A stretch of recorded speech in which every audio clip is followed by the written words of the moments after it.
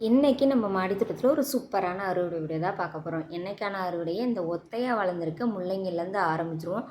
எல்லா விதையும் ஒன்றா தான் ஊனணும். அது எப்படி இந்த ஒரு முள்ளங்கிக்கு மட்டும் சத்து அதிகமாக கிடச்சி சீக்கிரமாக வளர்ந்துருச்சுன்னு தெரியல.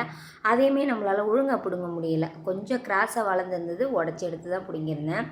அடுத்ததான் இந்த அரைக்கீரை தான். பால்கனியில் வளர்ந்துருந்த அரைக்கீரையே ஒரு கட்டளவுக்கு வந்துருச்சு. அது போக இன்னமும் சின்ன செடிங்க நிறைய இருக்குது. இதோட இதில் விதை போட்டு 4வது தடவை பறித்து எடுத்துட்டேன். அதுவும் வேரோடு தான் எடுத்திருக்கேன். இது அடுத்தது பிடுங்கினா 5வது தடவை. அடுத்ததாக மாடியில் இருந்ததும் சேர்த்து எடுத்துட்டேன். மாடியில் அங்கங்கே தொட்டியில் போட்டு வச்சுருந்தோம் இல்லையா, கொஞ்சம் கொஞ்சம் அதையும் எடுத்துட்டேன். எல்லாமே சேர்த்தா ஒரு 1.5 கட்டு 2 கட்டு கொஞ்சம் நெருங்கிருச்சுன்னு வச்சுங்களேன்.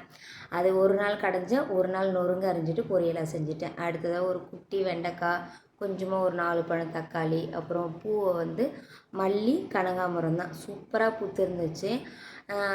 வெயிலுக்கு தான் நல்லா பூக்குதுன்ட்டு இடத்த மாற்றி வச்சாலும் இடத்த மாற்றி வச்சுருந்த இடத்துலையுமே நல்லாவே பூத்துருந்தது. அப்படியே இந்த வதங்கி போயிருக்க பச்சை மிளகா செடியிலேருந்து ஒரு 4-5 பச்சை மிளகா மட்டும் பறிச்சுக்கிட்டேன். அப்பப்போ தேவைப்படுறப்ப பறிச்சிக்கலான்னு பச்சை மிளகாவை அப்படியே ஸ்டாக் வச்சுட்டே இருக்கும். இதுதான் இன்றைக்கான அறுவடை. இந்த அறுவடை உங்களுக்கு பிடிச்சிருந்தா லைக் பண்ணி ஷேர் பண்ணி சப்போர்ட் பண்ணுங்கள். தேங்க்யூ. Happy gardening.